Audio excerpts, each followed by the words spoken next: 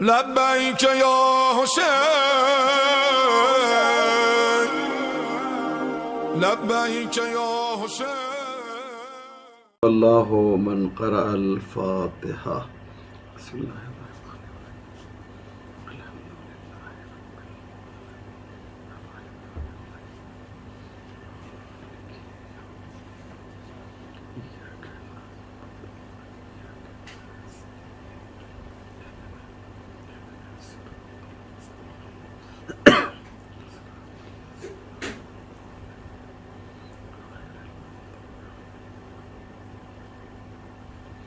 لا حول ولا قوة إلا بالله العلي العظيم.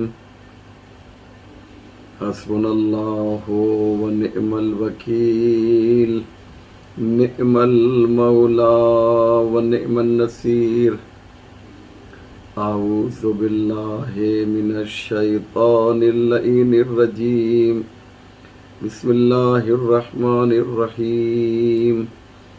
الحمد لله رب العالمين، والصلاة والسلام والتحية والإكرام على سيد الأنبياء والمرسلين مولانا أبي القاسم محمد اللهم صل على وآلہ الطیبین الطاہرین المعصومین، ولعنۃ اللہ علی اعدائہم اجمعین، من لیلتنا ہذہ الی صباح یوم الدین. رب اشرح لی صدری ویسر لی امری واحلل عقدۃ من لسانی یفقہوا قولی. اما بعد فقد قال رسول اللہ صلی اللہ علیہ وآلہ وسلم ھذا حسین فاعرفوہ. مومنین کرام و ناظرین ذوی الاحترام، السلام علیکم ورحمۃ اللہ وبرکاتہ. آپ کی خدمت میں ماہ محرم الحرام کی مناسبت سے تسلیت اور تعزیت پیش کرتا ہوں، اور ان لوگوں کے لیے دعا کرتا ہوں کہ جو مسلسل عزائے امام حسین میں شریک ہیں اور اپنی اس سعی حسنہ کے ذریعے سے بی بی کی خدمت میں، شہزادی کی خدمت میں پرسہ پیش کر رہے ہیں. مجلس ہماری شہرگ حیات ہے. مجلس کا رشتہ ہم سے وہی ہے جو مچھلی کا پانی سے ہے. جس طریقے سے بغیر پانی کے مچھلی نہیں رہ سکتی ہے، اسی طرح سے بغیر عزاداری کے ہم زندہ نہیں رہ سکتے. جس طریقے سے مچھلی کو زندگی پانی دیا کرتا ہے، اسی طریقے سے ہمیں زندگی جو ہے وہ عزاداری حسین سے ملی ہے. کسی کے ذہن میں یہ خیال پیدا نہ ہو کہ ہم نے عزاداری کو بچایا ہے. ہم عزاداری کو بچاتے ہیں، ہم اس کی بقا کے ذمہ دار ہیں. قطعا نہیں، بلکہ سچائی اور حقیقت تو یہ ہے کہ عزاداری نے ہمیں بچایا ہے، عزاداری نے ہمیں زندہ رکھا ہے. زمانے نے کوشش کی کہ ہمیں فنا کر دے. اسلام دشمن طاقتوں نے 1400 سال سے مسلسل یہ کوشش کی کہ ہمیں نابود کر دے، لیکن یہ عزائے سید الشہداء ہے، یہ عزائے حضرت ابا عبداللہ الحسین ہے کہ جس نے ہمیں بچائے رکھا ہے۔ لہذا ہم اس کے لیے جتنی بھی کوشش کریں وہ کم ہے، جتنا بھی خرچ کریں وہ کم ہے۔ کیوں؟ اس لیے کہ یہ عزا ہماری زندگی ہے، ہماری بقا ہے، اس کے بغیر ہم ایک دن بھی زندہ نہیں رہ سکتے ہیں۔ اور عزاداری کی خاص بات یہ ہے کہ جناب فاطمہ زہرا سلام اللہ علیہا نے ہمارے لیے دعا کی ہے۔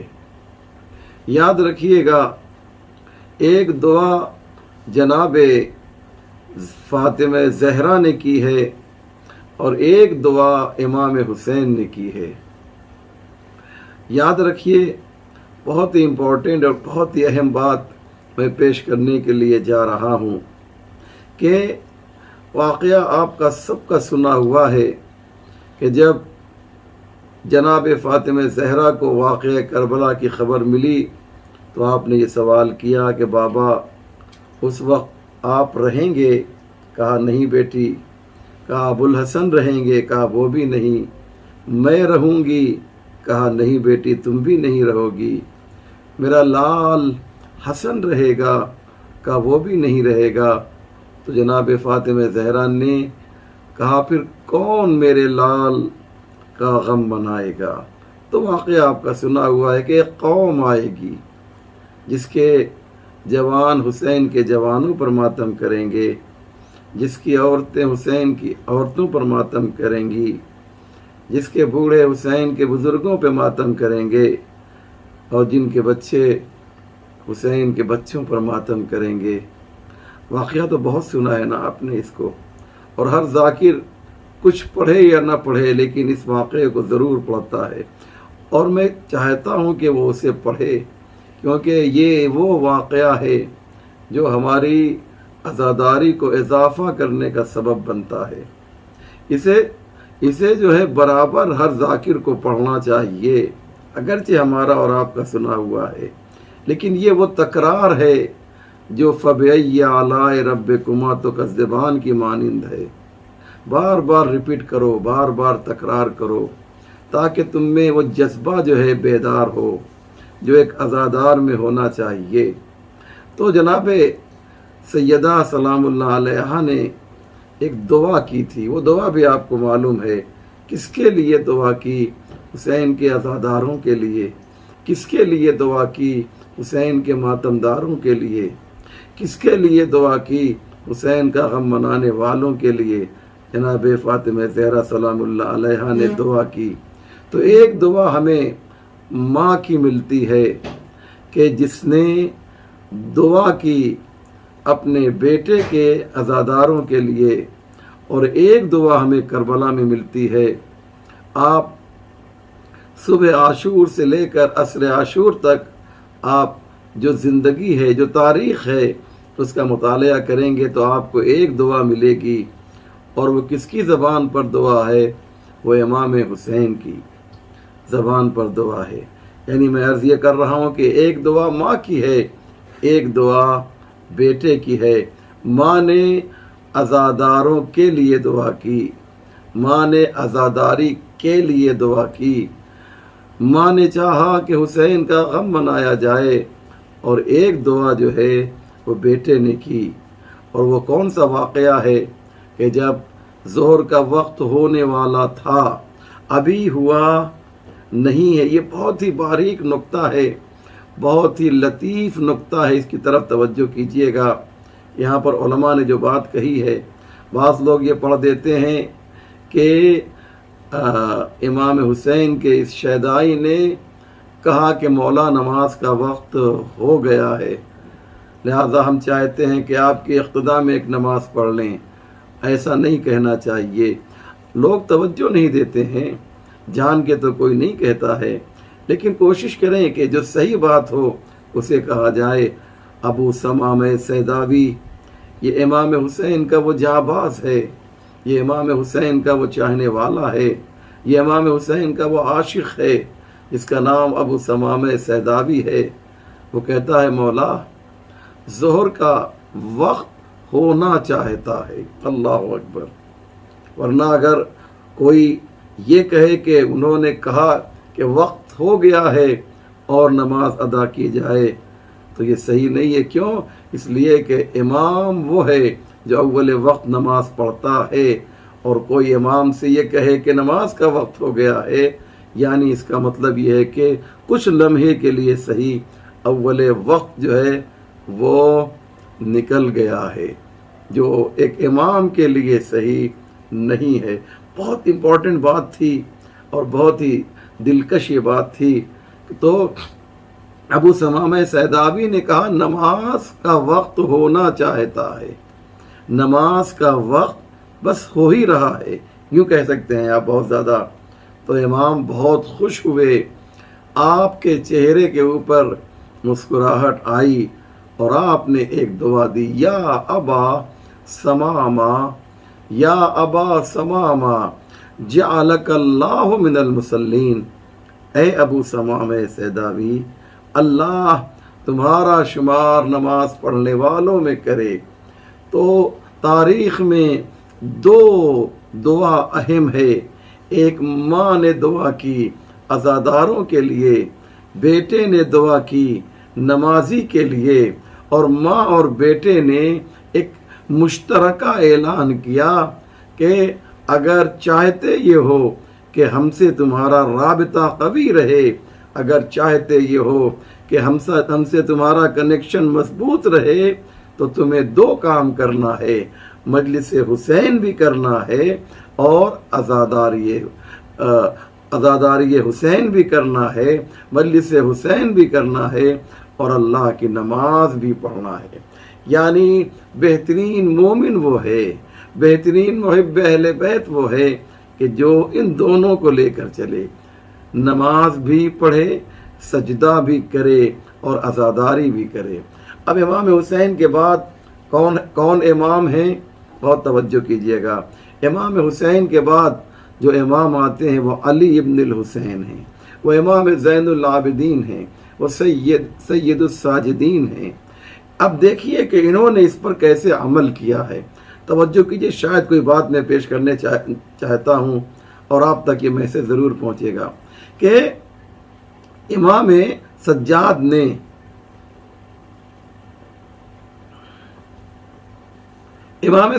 نے اس پیغام کو کس طریقے سے پیش کیا اور عملی اعتبار سے پیش کیا۔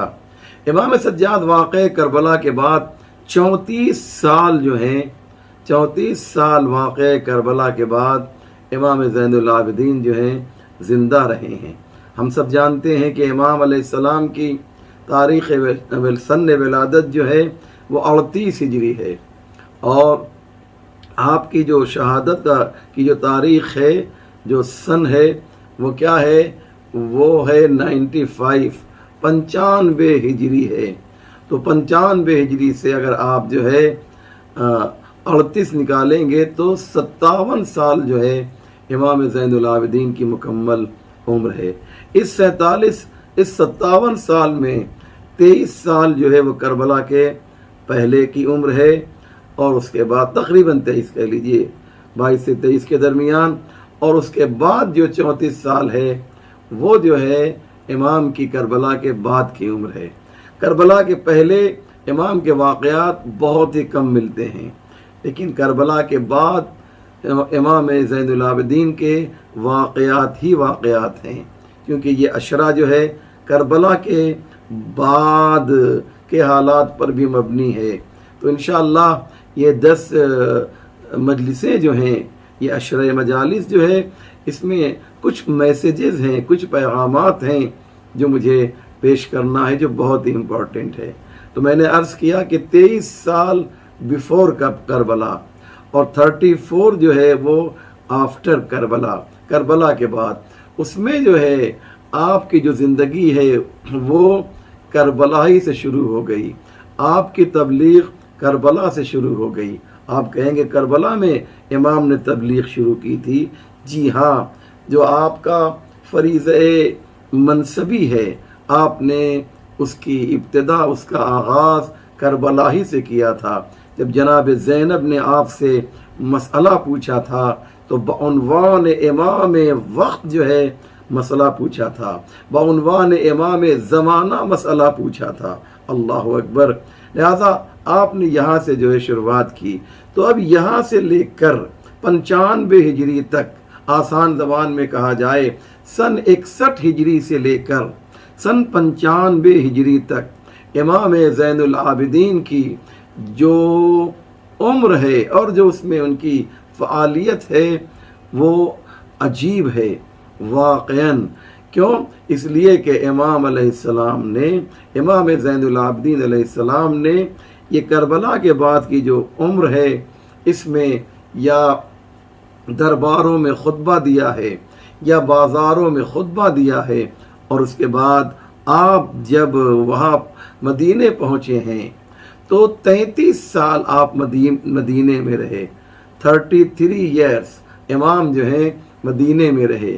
اس 33 سال کے اندر جو ہے آپ نے وہ 2 کام کیا جو جناب سیدہ نے چاہا تھا، اور وہ بھی کام کیا کہ جو امام حسین نے چاہا تھا۔ جناب سیدہ نے کیا کہا؟ عزادار کہاں سے آئیں گے، عزاداری کیسے ہوگی؟ جناب فاطمہ زہرا کو عزاداری کی فکر ہے، اور امام اور دعا دی عزادار کے لیے کہ وہ آپ کے سامنے ہے۔ اور امام حسین علیہ السلام کے بارے میں ہم نے آپ کی خدمت میں عرض کیا کہ آپ نے ایک نمازی کو دعا دی۔ یہ یاد رکھیے گا کہ امام کا جو بھی قول ہوتا ہے اس کی جو ویلیڈیٹی ہے وہ فوراً ختم نہیں ہو جاتی، صبح قیامت تک رہتی ہے۔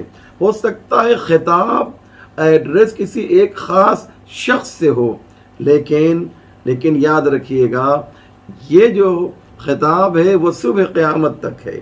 جیسے اللہ نے قرآن میں مثلا کسی ایک خاص شخص کے لیے ایک حکم نافذ کیا ہے، لیکن وہ حکم جو ہے چاہے وہ منفی ہو یا مثبت ہو۔ مثال کے طور پہ تبت یدا ابی لہب جو کہا، یہ ایک طرح کی انزجار ہے، نفرت ہے، دشمن سے نفرت ہے۔ تو یہ نفرت جو ہے یہ تھوڑی کہ اللہ اس کا ترجمہ ہوتا ہے تبت یدا ابی لہب، ابو لہب کے ہاتھ ٹوٹ جائیں۔ اے میرے پروردگار، ٹوٹ جائیں تو کس سے کہہ رہا ہے؟ ارے توڑنے والا تو ہی ہے، جوڑنے والا بھی تو ہی ہے۔ ہاتھ کا توڑنا بھی تیرے ہی ہاتھوں میں ہے اور اس کا جوڑنا بھی تیرے ہی اختیار میں ہے۔ تو یہ کہنے کی کیا ضرورت ہے کہ تبت یدا ابی لہب کے ہاتھ ٹوٹ جائیں؟ توڑ دے پروردگار، تیرے پاس قدرت ہے، تیرے پاس اختیار ہے۔ کہا نہیں، یہ ایک قانون ہے کہ صبح قیامت تک رہے گا کہ جو بھی میرا اور میرے جو نائبین ہیں، جو میرے خاص بندے ہیں، جو معصوم ہیں، جو منصوص من اللہ ہیں، جنہیں میں نے ہدایت کے لیے بھیجا ہے، اگر ان کے مقابلے میں آئیں گے تو ہم ان پر نفرین کریں گے، ہم ان پر لعنت بھیجیں گے۔ یہ پروردگار بتانا چاہتا ہے۔ ابو لہب کا ہاتھ توڑنا مقصود نہیں ہے، کہنے کا مقصد یہ ہے کہ یہ جو حکم ہے یہ ہمیشہ باقی رہنے والا ہے۔ تو امام حسین علیہ السلام نے کیا کیا؟ امام حسین علیہ السلام نے کہا کہ جعلک اللہ من المصلین، نمازی کے لیے دعا کی ہے۔ تو ایک مخصوص نمازی کے لیے دعا نہیں ہے، یہ کہنا چاہتا ہوں میں، بلکہ ہر نمازی کے لیے حسین کی دعا ہے۔ تو اب مجھے پوری تقریر کا خلاصہ اور نچوڑ جو ہے اس ایک جملے میں کہنے دیجئے۔ کیا حسین جو ہے یہ امتزاج ہے کہ ایک ماں ہے جو عزاداروں کے لیے دعا کر رہی ہے، اور ایک بیٹا ہے جو نمازیوں کے لیے دعا کر رہا ہے، اور امام سجاد یہ دونوں کام کر کے بتا رہے ہیں کہ دیکھو میری جو کربلا کے بعد کی جو عمر ہے اس میں مصلی پر آتا ہوں تو مجھے سید الساجدین کا لقب ملتا ہے، مجھے زین العابدین کا لقب ملتا ہے، اور جب جو ہے وہ میں عزا کے مسلح پر آتا ہوں تو مجھے بکا کہا جاتا ہے۔ بکا یعنی بہت زیادہ رونے والا، بہت زیادہ گریہ کرنے والا۔ تو ایک وقت میں جو ہے امام سید الساجدین بھی ہیں، عزادار حسین بھی ہیں، لہذا ہم کو جو ہے یہ دونوں صفت کو اختیار کرنا ہے۔ ہم کو سید الساجدین کے بھی نقش قدم پر چلنا ہے، اور ہم کو بکا یعنی بہت زیادہ گریہ کرنے والے کے بھی نقش قدم پر چلنا ہے، اور یہ نقش قدم کسی اور کا نہیں ہے، ہمارے چوتھے امام امام زین العابدین کا یہ نقش قدم ہے جس پر ہم کو جو ہے چلنا ہے۔ کہنے کا مقصد یہ ہے عزیزان محترم کہ معرفت جو ہے بہت امپورٹنٹ چیز ہے۔ ہم عزادار ہیں، ہماری معرفت مضبوط ہونا چاہیے۔ معرفت کیسی ہونی چاہیے؟ معرفت کا جو ہے معیار کتنا ہونا چاہیے؟ دیکھیے پیغمبر اسلام نے پہلے ہی بتایا۔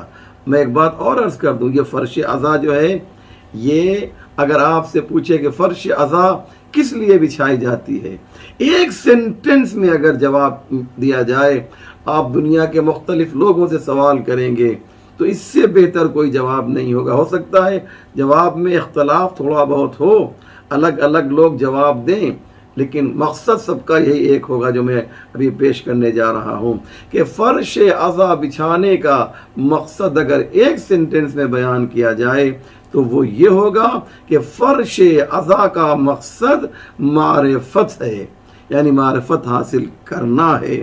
ہم فرش عزا اس لیے بچھائیں کہ اپنی معرفت میں اضافہ کریں۔ معرفت کس کی؟ ہر ایک کی معرفت۔ یاد رکھیے گا، بعض لوگ سمجھتے ہیں کہ جب معرفت کہا جائے گا تو صرف اللہ کی معرفت ہے، صرف رسول اللہ کی معرفت ہے، صرف اہل بیت کی معرفت ہے۔ نہیں، بلکہ جو غلط لوگ ہیں، جو نگیٹو پرسنالٹیز ہیں، ان کی بھی معرفت حاصل کرنا ہے۔ دلیل کیا ہے؟ یعنی شیطان کی بھی معرفت حاصل کرنا ہے، ان لوگوں کی معرفت حاصل کرنا ہے جو رسول کے مقابلے میں آئے، ان لوگوں کی معرفت حاصل کرنا ہے جو مولا علی کے مقابلے میں آئے، ان لوگوں کی معرفت حاصل کرنا ہے جو جناب فاطمہ کے مقابلے میں آئے، ان لوگوں کی معرفت حاصل کرنا ہے جو امام حسن کے مقابلے میں آئے، ان لوگوں کی معرفت حاصل کرنا ہے جو امام حسین کے مقابلے میں آئے۔ کیوں؟ اس لیے کہ جب ہم ان دونوں سے معرفت جو ہے کہ حاصل کریں گے تبھی تو ان سے نزدیک ہوں گے۔ محمد و آل محمد سے کی معرفت حاصل کرو تاکہ ان سے قریب ہو جاؤ، ان کے دشمنوں سے کی معرفت حاصل کرو تاکہ ان سے دوری اختیار کرو۔ بھائی، جب تک کہ ہم زہر کو زہر نہیں سمجھیں گے کیسے اس سے دوری اختیار کریں گے؟ اور جب تک ہم وٹامنس کو وٹامنس نہیں سمجھیں گے ہم اس کے نزدیک کیسے جائیں گے؟ ہمیں معلوم اگر ہے کہ یہ پھل ہمیں فائدہ پہنچا رہا ہے تو ہم اس کو کھائیں گے، لیکن پہلے اس پھل کی معرفت ضروری ہے۔ اسی طریقے سے زہر کو زہر سمجھیں گے تبھی تو دور ہوں گے نا۔ اس لیے عزیزو، شیطان کو پہلے سمجھنا ہے، شیطان کی معرفت حاصل کرنا ہے۔ جب شیطان کی ہم معرفت حاصل کر لیں گے عزیزو تبھی تو اس سے دوری اختیار کریں گے۔ آسان زبان میں کہا جائے تولا کے لیے بھی معرفت کی ضرورت ہے اور تبرع کے لیے بھی معرفت کی ضرورت ہے۔ اور یہ ضرورت کیوں ہے معرفت کی؟ ایک سوال بہت امپورٹنٹ ہے، یہ آج کی پہلی مجلس عشرے کی ضروری ہے کہ آپ اس کی طرف پوری توجہ دیں۔ تولا کی ضرورت کیوں ہے؟ ایک سوال، تولا کسے بولتے ہیں؟ تولا کہتے ہیں محمد و آل محمد اور ان کے دوستوں سے محبت کرنا۔ تبرع کسے کہا جاتا ہے؟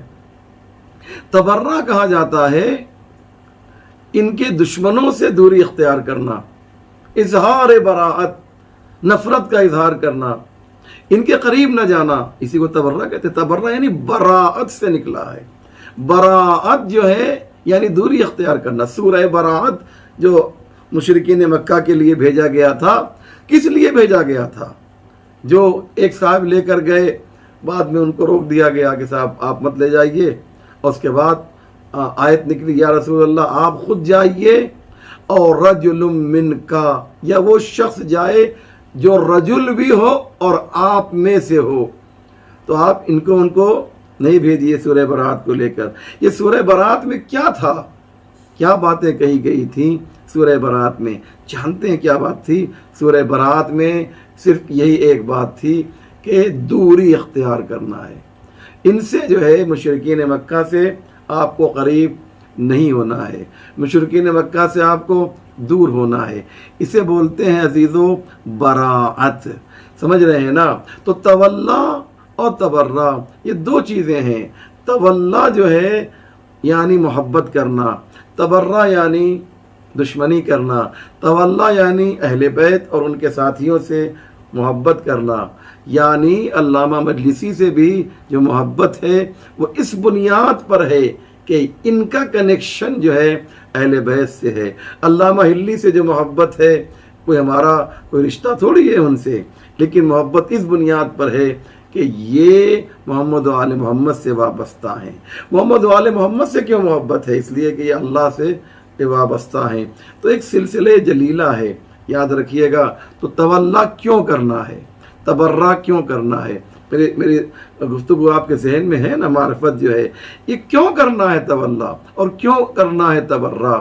یاد رکھیے گا کسی سے جب محبت ہوتی ہے تو اس کے کیریکٹر سے بھی محبت ہوتی ہے، اس کے کردار سے بھی محبت ہوتی ہے. یہ بہکے ہوئے جوان، میں نام نہیں لینا چاہتا ہوں ان لوگوں کا، لیکن سمجھانا چاہتا ہوں آپ کو. یہ بہکے ہوئے جوان ہمارے معاشرے میں بھی ہیں. ان سے پوچھئے کہ صاحب آپ کی ٹی شرٹ ایسی کیوں ہے، آپ کے پینٹ کا جو گھٹنا ہے مثال کے طور پہ وہ پھٹا ہوا کیوں ہے، آپ کے پینٹ کے اندر جو ہے مختلف قسم کے دھات کیوں ہیں، کہیں پہ لوہا لگا ہوا ہے، کہیں پہ جو ہے اور کوئی اور دھات ہے، کہیں پہ الومنیم ہے. یہ کیوں لگا رکھا ہے تم نے؟ یہ برونز کیوں ہے، یہ فلاں چیز کیوں ہے؟ کہا صاحب یہ فلاں جو ہے ہمارا جو آئیڈیل ہے وہ ایسا پہنتا تھا. آج کل بال بھی آپ نے دیکھا کہ پہلے ہوتا یہ تھا کہ بال جو ہے وہ کان تک ہوا کرتا تھا، کیونکہ اس زمانے کا ان کا جو محبوب تھا، ان آوارہ لوگوں کا جو محبوب تھا وہ کان تک بال رکھتا تھا. لہذا ان لوگوں نے بھی کیا کیا، کان تک بال رکھنا شروع کر دیا. اب حالات بدلے تو نچلا حصہ غائب رہتا ہے، دیکھا ہوگا آپ نے. اب تو باقاعدہ نیچے جو ہے بال ہوتا ہی نہیں ہے. ٹھیک ہے، تو کیوں ایسا کیوں ہے؟ کیوں؟ اس لیے کہ ان کے کیریکٹر سے محبت ہو گئی ہے. ان سے محبت ہوئی ہے تو ان کے بال رکھنے کے انداز سے بھی محبت ہو گئی ہے. ان سے محبت ہو گئی ہے ان دنیا والوں سے تو ان کے جو انداز ہے لباس پہننے کا، مثلا جینز پینٹ پہننے کا جو لباس ہے، جو طریقہ ہے، وہی طریقہ جو ہے یہ بھی اختیار کر رہے ہیں. تو کیوں؟ محبت ہو گئی ہے تو ویسا ہی بننے کی کوشش کی جا رہی ہے. پتہ نہیں میری بات پہنچی؟ میں نے ساری باتیں کہہ دی عزیزوں. محبت ہے تو ویسے ہی بننے کی کوشش کی جا رہی ہے. لہذا اس لیے ہم یہ کہتے ہیں کہ محبت کاذبہ نہیں ہونا چاہیے، بلکہ محبت صادقہ ہونا چاہیے، سچی محبت ہونا چاہیے، جھوٹی محبت نہیں ہونا چاہیے. تو سچی محبت میں اور جھوٹی محبت میں کیا فرق ہے؟ پہلے میں اس بات کو مکمل کر لوں کہ تولا اس لیے ہے کہ جن سے محبت کرو گے تم ان کے نقش قدم پر چلو گے. لوگوں نے کیا کیا؟ وہ پتہ بھول گئے، غلط جگہ چلے گئے، غلط لوگوں سے محبت کرنے لگے. نتیجہ یہ ہوا کہ ان کی زندگی جو ہے تباہ و برباد ہو گئی. آج مسلمان جو ہیں در در جو بھٹک رہے ہیں اس کی وجہ یہ ہے کہ حیدر کے در سے دور ہو گئے ہیں. اللہ اکبر! یہ در آل محمد سے دور ہو گئے ہیں، اس لیے یہ ادھر ادھر بھٹک رہے ہیں. ایسے ہی تبرہ بھی ہے عزیزوں. تبرہ کا مطلب یہ ہے کہ ان لوگوں سے نفرت کرو. جب ان سے نفرت کرو گے تو ان کے کیریکٹر سے نفرت کرو گے، ان کے کردار سے نفرت کرو گے. جب تم یزید سے تبرہ کرو گے تو یہ دیکھو گے کہ یزید کیا کرتا تھا. ہمیں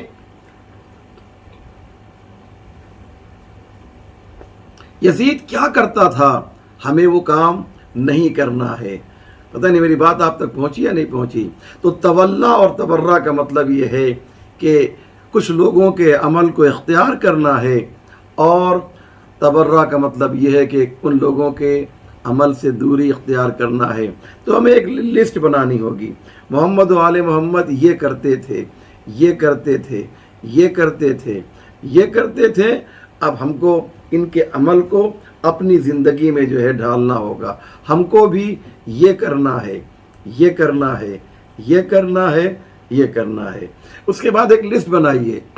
جو دشمنان اہل بیت تھے وہ کیا کرتے تھے؟ وہ یہ کرتے تھے، وہ یہ کرتے تھے، وہ یہ کرتے تھے. ہم کو بھی جو ہے اب یہ نہیں کرنا ہے، یہ نہیں کرنا ہے.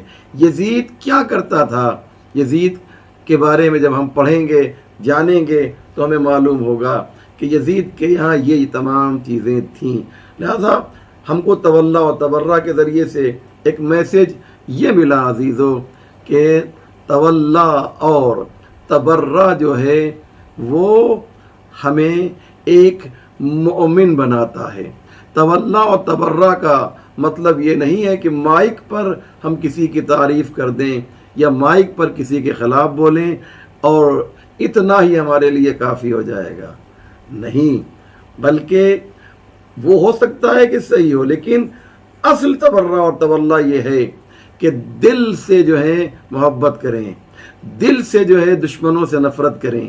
جب دل سے محبت ہوگی تو پھر جو ہے اس دل کے اندر جو محبت ہے یہ ہمارے اعضاء و جوارح سے دکھائی دے گی، اور دشمنوں سے جو دل میں نفرت ہے وہ بھی جو ہے ہمارے اعضاء و جوارح سے دکھائی دے گی کہ وہ یہ کرتے تھے اور ہمیں یہ نہیں کرنا ہے. تو آپ کے لیے کچھ باتیں تھیں جو بہت ہی اہم تھیں عزیزو، جسے میں نے آپ کی خدمت میں عرض کیا. آج یہ عشرہ مجالس کی پہلی مجلس ہے. انشاءاللہ 9 مجلسیں آپ کی خدمت میں اسی طریقے سے پیش کی جائیں گی، اور آپ تمام لوگوں سے گزارش ہے کہ یہ جس چینل پہ یہ مجلس آ رہی ہے اس چینل کو جو ہے آپ اس کو سبسکرائب بھی کیجیے، تاکہ جب یہ مجلسیں ہوں، میں اپنی مجلس کی بات تنہا نہیں کر رہا ہوں، جو بھی پروگرامز ہوں نوٹیفیکیشن آپ کو ملے. آپ ادھر ادھر جانے کی ضرورت نہیں ہے. ان چینلز کو اپنا رفیق بنائیں، اپنا ساتھی بنائیں، اپنا ہمدم بنائیں کہ جو آپ کے لیے کام کر رہے ہیں، جو آپ کی زندگی کی معنوی زندگی کی بہتری کے لیے کام کر رہے ہیں. ان چینلز کو جو ہے اپنا ہمدم بنائیے، اپنا ساتھی بنائیے، اپنا دوست بنائیے، اور پھر آپ دیکھیے کہ آپ کی زندگی میں کتنی تبدیلی آتی ہے. یہ مجلس جو ہے یہ ایک معجزہ ہے عزیزو، یاد رکھیے گا. یہ مجلس جو ہے ایک معجزہ ہے. معجزہ کسے کہا جاتا ہے؟ جو چیز فطرت پر غالب آ جائے، جو چیز نیچر کو ہرا دے، اسی کو معجزہ کہا جاتا ہے. میں ایک مثال دوں تو بات واضح ہو جائے گی. مثلا پانی کا کام ہے ڈبونا، لیکن اگر کوئی پانی پر مصلی بچھا کر نماز پڑھنے لگے تو اسی کو معجزہ کہا جاتا ہے. آگ کا کام ہے جلانا، اگر یہ جو ہے تنور میں کوئی چلا جائے اور وہ نہ جلے تو اس کا مطلب یہ ہے کہ یہ ہے معجزہ. جو نیچر کو مات دے دے، جو نیچر کو شکست دے دے، جو نیچر کے اگینسٹ جائے، اسی کو تو کیا کہتے ہیں؟ اسی کو معجزہ کہا جاتا ہے. آگ کا گل ہونا معجزہ ہے. لوہے کو نرم کرنے کے لیے آگ کی ضرورت ہے، لیکن اگر کوئی اسے چھو دے اور وہ نرم ہو جائے تو اسے معجزہ کہا جاتا ہے نا. تو اسی طریقے سے عزاداری بھی معجزہ ہے. کیوں؟ اس لیے کہ کوئی بھی غم ہو اور کتنا بھی شدید غم کیوں نہ ہو، لیکن عزیزو ایک بات کہہ رہا ہوں، آپ اس بات کی قدر نہیں کریں گے تو کون کرے گا؟ سنیں، کیسا بھی غم کیوں نہ ہو، ایک شخص ہے جس کے آنکھوں کے سامنے اس کے جوان کے ٹکڑے ٹکڑے کر دیے جائیں، اس باپ کے اوپر کیا گزرے گی ہم آپ سوچ بھی نہیں سکتے ہیں، وہ کتنا روئے گا ہم آپ سوچ بھی نہیں سکتے ہیں۔ لیکن 1 سال 2 سال 3 سال 4 سال 5 سال آخر میں اس کے آنسو خشک ہو جائیں گے۔ لیکن یہ غم حسین ہے، یہ غم حسین ہے عزیزو، کہ آج 1400 سال ہو گئے لیکن ایسا لگتا ہے کہ ابھی کل ہی یہ واقعہ ہوا ہے۔ تو کیا یہ معجزہ نہیں ہے؟ 14 صدی گزر گئی ذکر حسین کو، 14 صدی گزر گئی ذکر حسین کو، معلوم ہو رہا ہے کہ ہے کل کی داستان، معلوم ہو رہا ہے کہ ہے کل کی داستان۔ یہ معجزہ ہے، عزاداری معجزہ ہے، غم حسین معجزہ ہے۔ اور ہم جو ہیں آج پرسہ دینے کے لیے یہ مجلس سن رہے ہیں۔ ہمارا مقصد کیا ہے کہ ہم ان مجلس کے ذریعے سے جناب سیدہ کو، امام زمانہ کو پرسہ دیں۔ مولا آپ نے تو خود ہی فرمایا ہے کہ لَأَبْكِيَنَّ عَلَيْكَ بُكَاءً بَدَلَ الدُّمُوعِ، آپ نے خود ہی فرمایا کہ میرے جد حسین، میں زمانے نے ہم کو مؤخر کر دیا تھا، ورنہ میں بھی عاشور کے دن آپ کے ساتھ رہ کر اپنی جان قربان کر دیتا، لیکن میں عاشور کے دن تو نہیں تھا۔ لیکن مولا میرے جد حسین، امام زمانہ کہہ رہے ہیں کہ ہم آپ پر صبح و مساء گریہ کرتے ہیں، اور جب میرے آنسو خشک ہو جاتے ہیں مولا آقا، میں آپ پر خون کے آنسو روتا ہوں۔ اللہ اکبر! یہ یقین ہے کہ آپ کی آنکھیں نم ہو گئی ہوں گی، کیونکہ یہ جملہ جو ہے آپ کے اور ہمارے اور ہم سب کے امام زمانہ کا یہ جملہ ہے۔ امام نے فرمایا کہ جب آنکھوں کے آنسو خشک ہو جاتے ہیں تو میں خون کے آنسو روتا ہوں۔ اس سے یہ اندازہ لگ رہا ہے عزیزو کہ یہ غم امام زمانہ کے لیے بھی کتنا اہم ہے۔ ہاں عزادارو، کربلا میں عاشور کے دن 1-2 پہر میں بھرا گھر لٹ گیا۔ ہاں عزادارو، ہر ایک شہید ہو گیا۔ عاشور کا دن ختم ہوا، شام غریباں آئی، غریبوں کی شام آئی، بیویاں خیمے کی جلی ہوئی راکھ کے اوپر بیٹھی ہوئی ہیں کہ کل جب 11 محرم آئے گی تو نہ جانے ظالم جو ہے وہ ہمیں کس طریقے سے اسیر کریں گے۔ ہاں عزادارو، جب 11 محرم آئی ہے تو میرے استاد نقل کرتے ہیں کہ جب 11 محرم آئی عزیزو تو ظالموں نے کچھ اونٹ جو ہے اس طرف بھیجے کہ جہاں پر اہل حرم بیٹھے ہوئے تھے۔ ان میں جو سب سے بڑا اور سب سے سینئر اونٹ تھا وہ اپنے ساتھیوں سے کچھ کہہ رہا تھا۔ جناب زینب نے یہ سمجھ لیا، آئیں اور آنے کے بعد امام سجاد سے کہتی ہیں، بیٹا تم زمانے کے امام ہو، تم زمانے کے امام ہو، یہ بتاؤ کہ یہ اونٹ آپس میں کیا کہہ رہے ہیں، یہ جو بڑا اونٹ ہے وہ اپنے ساتھیوں سے کیا کہہ رہا ہے۔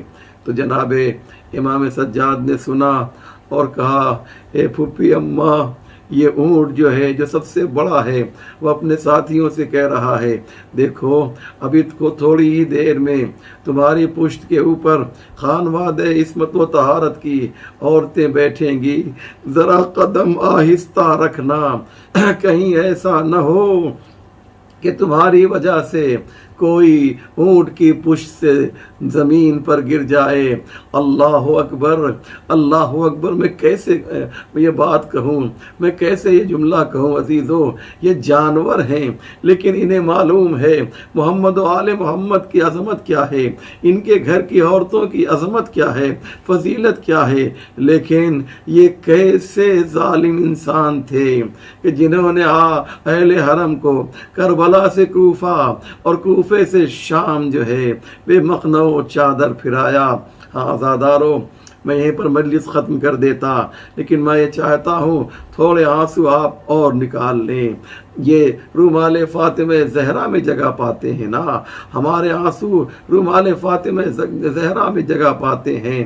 ہاں عزادارو، روایت میں ہے، وسائل بہار الانوار میں بھی یہ واقعہ موجود ہے کہ واقعہ کربلا کے بعد جو ہے، واقعہ کربلا کے بعد ایک شخص ہے جو کربلا کے قریب رہتا ہے، اسے کربلا کی طرف سے خوشبو کا محسوس ہوتی ہے، ایک خوشبو کا احساس ہوتا ہے، وہ اس خوشبو کو کے سہارے جو ہے چلتا ہے، یہاں تک کہ میدان کربلا میں آ جاتا ہے۔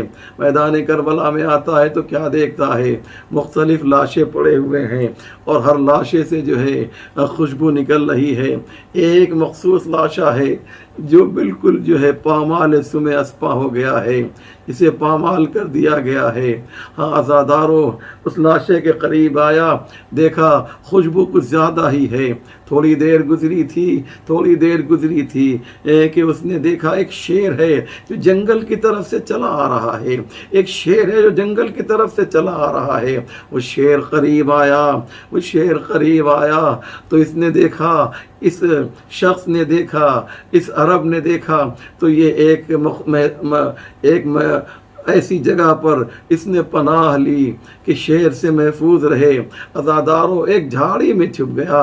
ہاں عزادارو، اس کے بعد وہ دیکھتا ہے کہ شیر آتا ہے اور اس جنازے کا چکر لگاتا ہے اور اس کے بعد وہ زمین پر گرتا ہے اور دم توڑ دیتا ہے۔ عزادارو، یہ عرب جو ہے، یہ عرب گھبرا جاتا ہے، یہ عرب پریشان ہو جاتا ہے، آخر یہ کون سا جنازہ ہے، کس کا جنازہ ہے، یہ شیر کون ہے؟ ہاں عزادارو ایک مرتبہ قریب آتا ہے اور آنے کے بعد اس جنازے سے مخاطب ہوتا ہے، تجھے واسطہ ہے اسی ذات کا جس نے تجھے پیدا کیا ہے، بقدرت خدا گویا ہو کر مجھے یہ بتا دے کہ تو کون ہے۔ ہاں عزادارو، آواز آتی ہے، اے عبداللہ، تم نے پہچانا نہیں، میں محمد کا نواسا حسین ہوں، اور یہ شیر جو ہے بچپنے میں کسی نے مجھے دیا تھا، میرے نانا کو دیا تھا، لیکن جب یہ بڑا ہوا تو اسے جنگل میں چھوڑ دیا اور یہ کربلا کے قریب آیا ہوا تھا۔ ہاں وہ پوچھتا ہے، عبداللہ پوچھتا ہے کہ یہ بتائیے مولا، یہ شیر جو ہے اس نے دم کیوں توڑ دیا؟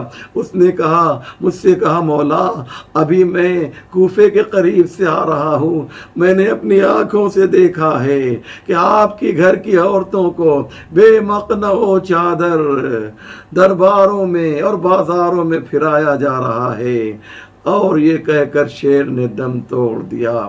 وَسَيَعْلَمُ الَّذِينَ ظَلَمُوا أَيَّ مُنقَلَبٍ يَنقَلِبُونَ إِنَّا لِلَّهِ وَإِنَّا إِلَيْهِ رَاجِعُونَ رضا بقضائه وتسليما لأمره اللهم بحق محمد وأنت المحمود وبحق علي وأنت العالى وبحق فاطمة وأنت فاطر السماوات والأرض وبحق الحسن وأنت المحسن وبحق الحسين وأنت قديم الإحسان وبحق الأئمة التسعة الطاهرين من ذرية الحسين علیہ السلام۔ یا اللہ، تجھے واسطہ ہے محمد و آل محمد کا پروردگار، ہمارے اس مختصر مگر اہم اعمال کو قبول فرما۔ یا اللہ، ہمارے عاصموں کو رومال فاطمہ زہرا میں جگہ عنایت فرما۔ پروردگار، ہم سب کو معرفت محمد و آل محمد کے میں اضافہ فرما۔ یا اللہ، تجھے واسطہ ہے تیری ذات کا، تیرے عزت کا، تیرے وقار کا واسطہ، آل محمد کے چاہنے والے دنیا میں جہاں جہاں بھی ہوں، ان کی جان مال عزت آبرو کی حفاظت فرما، پرچم اسلام کو سربلند فرما، پرچم کفر و نفاق کو سرنگو فرما، ہمارے امام کے ظہور میں تعجیل فرما۔ ربنا تقبل منا انک انت السمیع العلیم۔ لبیک یا حسین، لبیک یا حسین۔